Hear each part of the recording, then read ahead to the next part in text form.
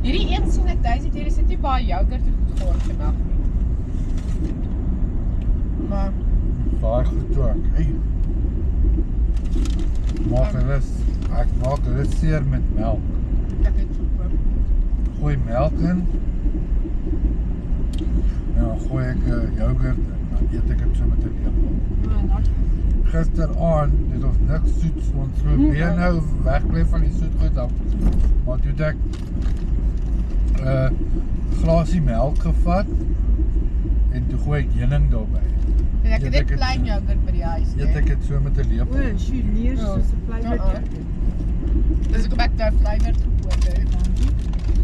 Want ek probeer ook nou, As jy lus is vir iets, dan sit maar 'n heuningkie met 'n yoghurtjie of 'n ja, so iets. Ja. dis nie meer daai vineyards wat daai sweeties wat chemikalië